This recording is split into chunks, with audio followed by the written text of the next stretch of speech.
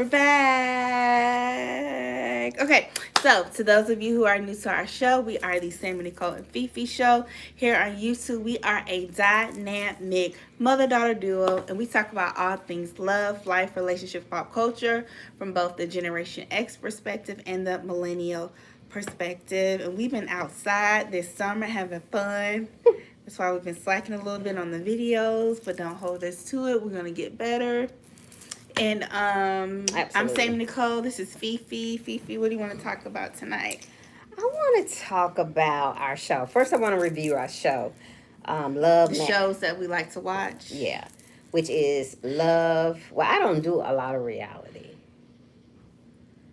Girl, just go ahead and talk about but it. Love Doing the Match most. Atlanta, is it, or is it Atlanta Match? No, it's Love Match Atlanta.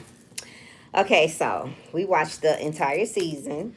And kind of give them a background on what that show is about. The show is about being matched here in Atlanta in different economical brackets. So you can get matched if you're willing to pay 25,000 to 55,000, or you can get matched if you're willing to pay 2,000 to 4,000. So depending on your budget of being able to be And you matched, getting matched for what? and you're getting what you mean for what? For a relationship. Duh, yeah, for a relationship. Girl. Yeah, sometimes she thinks she the mama. I'm trying to help her. Girl, just go ahead. Girl, ahead, girl. But yeah, that's what the show is about. Mm-hmm. It's being matched for relationships. Yeah, it's African American women and men that are being matched. It's mostly women looking to get matched. Mostly of women, course. of course. But there's Ming, and then there's the duo, The different matchmakers. different matchmakers. Now I don't know the. Oh, and then there's the couple. What was their name? Paris and Paris and them. I forgot the main name. Um, and then there is the other female matchmaker. What's her name? I can't remember all of their names. Shay. And it's all Paris and Joseph. Paris and Joseph is the couple. Mm-hmm. But y'all, it's such a good show. Oh my goodness, it is such a good show. If you want to, watch something that's really, it seemed really real to me. It didn't seem like it was scripted. Did it seem like it was scripted to you? I mean, all of them are scripted to a certain extent, our reality TV shows. But it was entertaining. It was very entertaining, and I really enjoyed it. Like I said, I really don't do a lot of reality TV, but I really gravitated to this particular reality because I kind of could relate, because some of the matches, they were like in my age category, so I kind of could relate to that. When it comes to dating. When it comes to dating, like the one match they did with the I think she was a realtor here in Atlanta, and he was an attorney or what. Mm-hmm. That I thought that was a good match. They really matched them together really well. And the only thing that I didn't like about the show is that, it kind of make you feel like if you don't have the resources or the funds to be able to be matched, that you miss out on love. Even if you can't hire a matchmaker, you can really go out and do that yourself. Yeah, and my thing was, I felt like some of the matchmakers, they didn't have the best discernment. Just looking at their own lives and the choices that they've made, I wouldn't trust their judgment to match me with somebody. Like, I don't think they vet the matches Even the well. duo? Even the duo. Because that lady that was the physician that they matched her Oh, up with, the one they gave a makeover to, yeah. both of the men they picked for her, they didn't like that lady like that. They was looking at that lady like she was their auntie. They was not feeling that. Yeah, I don't think the matches, they did good with her matches. They did. They didn't vet the match her men. up right. No, because I think she should have had somebody a little bit more mature. Somebody older for sure, and more like square, more conservative, Mature. more mature. They didn't match her A right. little bit more refined. And I don't think they matched the other matchmaker, Shay, right either. But maybe Shay was just looking for a good time, so maybe they did Yeah, match her right. Because Shay slept with the man on the second, third date, didn't she? Yeah, and then he ended up DMing Ming, the another matchmaker. Ming is the interracial dating high end matchmaker. He really was interested in her, but In she's her, married. yeah. So that's why I feel like I don't think their discernment is right. I think they're just trying to hook you up, you know, to deliver. Since you paid them, they just trying to hook you up. I don't think they. Yeah, trying to I don't think their discernment is find right. you matches. But, you know, I didn't realize all that matching was going on in Atlanta. I didn't either. And then I like the duo because one of them is married and then one got engaged, which I thought, you know, before the fiance gave her an ultimatum to stay here, to either move back to Detroit or she could stay here, and he proposed to her. So now they're probably going to split. She's probably going to go to Detroit with her fiance because they're going to live there. Mm-hmm. And so that's going to leave the other duo here by herself in Atlanta. So I'm kind of excited to see to see what happens with that. If they get a season 2. If they get a season 2. But I think they should get a season 2. I think it's a good show. There's some drama, but you gotta have it on reality TV. But overall, I think it's a really good show. Mm-hmm. I think it's a really good show. I think that it kind of puts another different perspective on dating. Mm-hmm. The way they're matching up people. Ming, she's put a little twist to it because once you get matched, if you decide to get married, you can get your wedding dresses from her. So that's it's like a one-stop shop. So that's like the ultimate business move. She's definitely a businesswoman. Very savvy and cunning. Yeah, so that's what we've been watching. We watched all the episodes of the first season, so that's like our on show. Bravo. Yeah, on Bravo. So now, let's talk about this McDonald's. Okay, the McDonald's skit where the girl went on live. How do you know it was a skit? I think it's a skit. Y'all believe everything y'all see on the internet. These N-words, they just trying to go viral. And y'all helping them. I ain't mad at them. They're just trying to go viral. That's what I heard on the streets. That she only got one kid and that was a skit. And y'all think it's a skit? That's what I heard. They was just trying to go viral. I don't know. But anyway, we can talk about it. Let's talk about it. Okay, so let's talk about it. She got 4 kids. The baby daddy came over and only bought McDonald's for the child he had with her. Just a hot, tacky. Okay, so my opinion, and this is my opinion Gutter on snipe it, behavior. and don't nobody come for me, because this is what Miss Felicia is saying. I think the young lady is delusional. I think she's totally delusional. I don't think that young man is obligated to bring the other children McDonald's. Now, as a mother, and this is my child, as a mother, I would have said, look, I appreciate you bringing your child McDonald's, but can I cash app you, or can you just wait and, I'm going to cook for the kids and you not bring so-and-so his McDonald's? Yeah, or I cash up you some money and you bring all the kids a Happy Meal, or can you bring all the kids a Happy Meal and I'll pay you when you get here, but don't come to my house. I don't think it's right for you to come to my house with one Happy Meal. But I wouldn't have told the young man, you got to get Happy Meals for all my children. That was gutter snipe. Yeah, as a mother, I would have said, you know what? So-and-so can't have a Happy Meal because my other babies, because kids don't understand that. Kids just know that their sibling got a Happy Meal and they don't have one. Kids don't understand that. And as a mother, you don't want to try to explain that to your child. Because first of all, they're going to be like, okay, well, where my daddy at? Why my daddy didn't bring you? You got to go into all this foolishness explaining. And that's another thing, too. Where are their daddies at? That's a good question. Where the other daddies at? Why is he the only one that is presumed to be present? Why can't you call the other daddies and they cash up you money? And they cash up you money. That's who you need to be getting with, them other daddies. Right.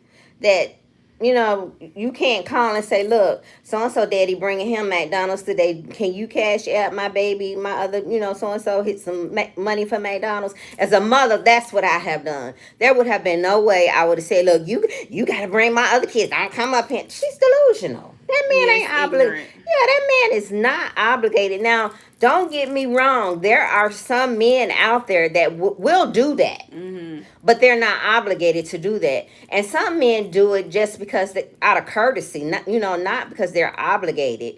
I have seen situations where men will bring the other kids like clothes or toys or something like that because, you know, they're in a position to do that. But how did she know he was in a position to buy the other kids McDonald's? He was just trying to make sure his child was okay. And I can respect that.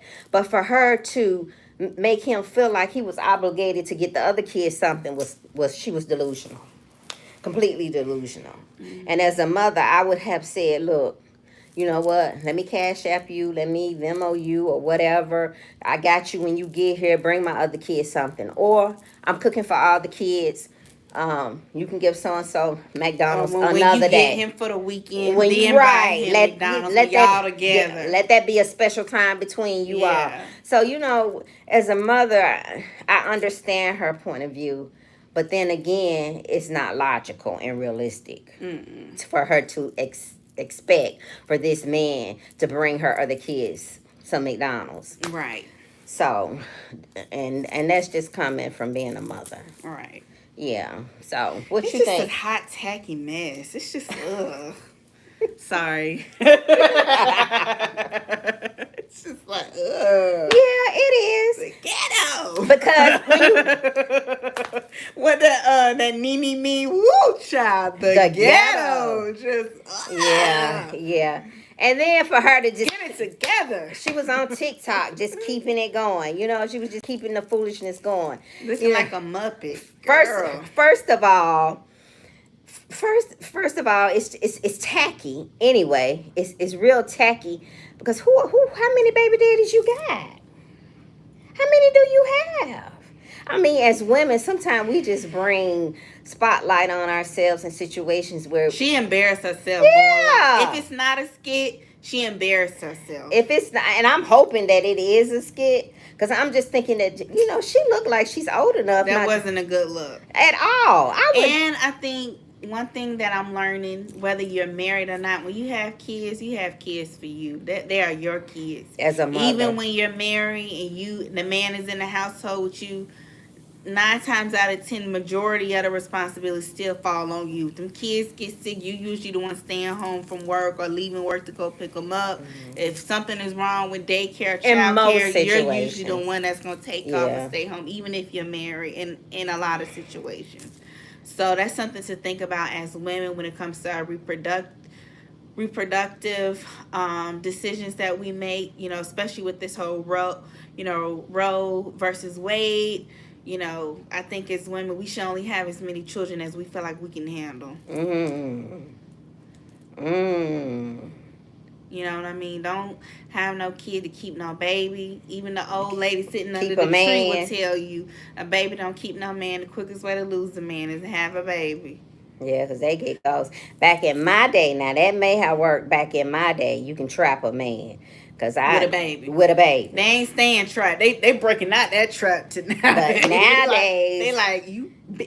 Nowadays. You thought that might have happened. You ain't gonna trap me. Back in my days, when I was growing up. With my generation, we have more baby showers than bridal showers.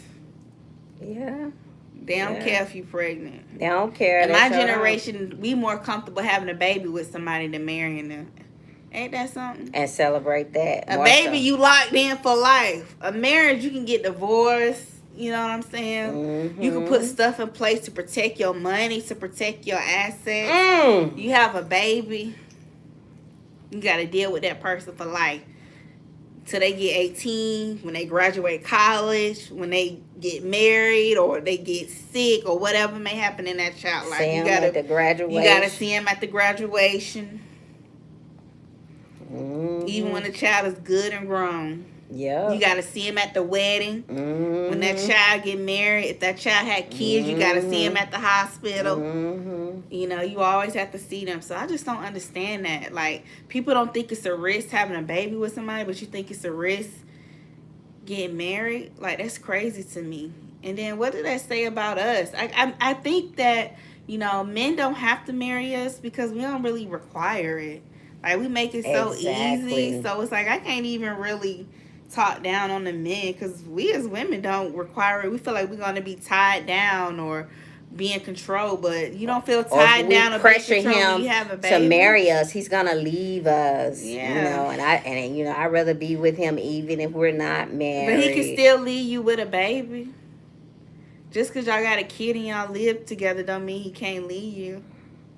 I don't know. That just... And you get... It's more beneficial to get married. Trust me. I think if you having kids with somebody, you should get married, yeah. Mm-hmm. If you having kids. And if it don't work out, get a divorce. I mean, it ain't the end of the world. At least you tried. No, it's not. It's not. You can put stuff in place to protect yourself if that's what you worried about. That's weird. I don't want to have no baby with somebody I don't see myself having a future with. Like, that's weird to me. Mm-hmm. Like, you know what I mean? Like, people can play games with your child. People can have all type of mental and physical, you know, illnesses and habits and generational curses in their bloodline, and you having kids with them and you don't know. You know what I mean? I don't know. I just... And that's a big step when you have a kid. You know, you creating a human. You creating an ancestor. You know, that's deep. You're joining forces, bloodline. And for people to be just so casual about that, but then when you talk about marriage, everybody looking at you like, huh? Like, people, I don't know. It's just, I don't know. Like Nia Long, you know, when she said, well, we don't have to get married. We love each other. And what's the point? It's just a piece of paper. So if it's just a piece of paper, then just get it. It's just a piece of paper. It's so more just than a piece of paper. If it's just a piece of paper, Trust what's wrong me, with getting it? It's more than a piece of paper. But I'm saying, if she's saying, oh, it's just a piece of paper, so just get the piece of paper then. It's not that serious, all right? Just go down to the courthouse. You got money, he got money. Y'all sign a prenup and get married. That y'all can piece sign of a paper prenup. is the beginning that will will tie yourself. you legally to different assets. Yeah. It's and more than a piece of paper. He's a coach for the Boston Celtics, and they're a pretty good team in the NBA, and they have a son together. I don't know. I ain't playing like that. And I want our young women to start having the mentality is, cause life happen, people get sick, people die. I'm not arguing back and forth with your mammy and them. I'm not doing that. She not finna tell me how the funeral finna go. She not about to tell me what I can't do with assets. I'm not going back and forth with your mammy and them. And as young women, I ain't doing that. You all need to have the mindset that you are a wife. I'm wife material. I've always knew that I'm a wife. I am wife material. So instead of thinking that being a baby mama is good enough, you know, it's okay to have a life partner. You know, instead of a husband, he's my partner. I think if you want to do that and y'all, you know, you keep your separate place, he keep his separate place, y'all don't have no kids. I mean, I could see that, but if you young and you having kids. Right, and you want kids. I'm talking about young generation. I ain't talking about me. When you got like little small kids, I'm 56 years old. I'm done and over. You just want to make sure your kids is straight. And hell, you straight too if you going to stay with them. Shit, might as well marry him. Y'all living together, acting married. It's just a piece of paper, right? Get the piece of paper, go to the courthouse, and call it a day. I don't know. I just feel like when you having kids like that, you should, you should try at least. At least try. Because you know, life happens. It does. And you don't want to have to be arguing, going back and forth with people trying to get, you know, like you said, be at the funeral and everybody fight. Yeah, I'm not doing that. Because it happens. It happens all the time. The girlfriend don't have no rights at the funeral. Yeah. And the live-in, y'all shacking and all of that. I know a lady who, after her father died, she's like around your age. And after her father died, her mom had a boyfriend. And she didn't want to marry the boyfriend because she didn't want to give up her survivor's benefits from the husband. She was getting $2,000 a month. So she lived with the boy for about 25 years, and he recently passed away. And because they weren't married, even though he left everything to her, she's still having to go through attorneys to try to fight to get what's rightfully hers, even though he left everything to her in the will. But because they weren't married, she's still having to jump through hoops to get it, even though he deeded and willed everything over to her. Yeah. So it's just like, you be with a man for 20 years and him not marry you, and he died, he got kids, and even if he's had a previous wife, I mean, you won't even get that man's Social Security. The wife, that the last wife he had, will get his Social Security. So there's a lot tied to that piece of paper, y'all. It's a lot tied to the piece of paper that you all say it's only a piece of paper. you can always get a divorce. I mean, Yeah. I don't know. If it's just a piece of paper, then give me your Social Security card and your birth certificate. Shit, that's a piece of paper too. Exactly. Let me hold that. Let me hold your passport. That's a piece of paper. Yep. Let me hold your paycheck. That's a piece of paper. Shoot, let me hold your boarding pass when you get on the plane. That's a piece of paper. If we talking about stuff being a piece of paper, let me hold that. Then it's just a piece of paper. Yeah. Let me hold the deed to your house. It's just a piece of paper. So I think as women, we just need to change our mindset, and stop allowing, because that's like you said, we don't require that. We don't require it. We don't. So I feel like we do it to ourselves as women. I think we go so much on men, but we don't look at the part that we play as women. Because even with me dating, I have conversations, with him. This is A, B, and C, and I don't care. We're in the beginning, so you need to know, hey, this is what I expect, and this is what I want. You know you're gonna make yours known. And either you can, you can get with it or get lost. Because I'm good. Oh Lord. You know what I'm saying? So you have to have those conversations in the beginning of your relationship, so people can make the decisions. Do I really want to do this? Right. But I don't think as women we don't have those conversations in the beginning because we're just so like I've been before, so giddy and so happy. You don't want to turn that right. Person off. You don't want to get turned right. off. Yeah. Right. But as you get older and mature, you start to realize that you need to have certain conversations in the beginning. What is this? Do you want the same thing that I want? Because this is what I want. So if you not wanting to do this, then you need to go now. Yeah. So, and I don't think that a lot of women have those conversations. They just, go along. They want, just because a lot of women don't like being by themselves. Like Betty Wright. Somebody said they had to stop listening to Betty Wright because they started to think a piece of man was better than no man. What's that song called After the Rain where she said, yes. I don't know Y'all listen to that song After the Rain by Betty Wright. That's some toxic Yeah, I don't know about the words, the lyrics in that song. God rest her soul, but I don't know about God rest her soul, but there was some things going on. Y'all listen to that song. This is back in the day. Been married 4 or 5 times? All of her songs is about struggle, love, and toxic relationships. A piece of man is better than no man. The hell? The hell, after the pain, after the rain, after you, pretty much what she's saying is, after you did me wrong and treated me like a dog, I'm just glad you came back. Come on now. We got to start changing the way we think. You know what I'm saying? So, nah, Okay. What else did we watch that we wanted to talk about? Was there anything else? Oh, your show. What show? With the Seeking Sister Wife. Oh yeah, that's another show that I like to watch. It's really entertaining, and I like how they try to have rules, and then they be trying to bring in new wives, and the current wives be jealous and don't want the husband to sleep with the new potential wife. It's very interesting. Human nature. I don't know. I mean, I think monogamy is not for everybody, but I think when you truly love somebody, the last thing you want to do is share them. It's Woo, possessive.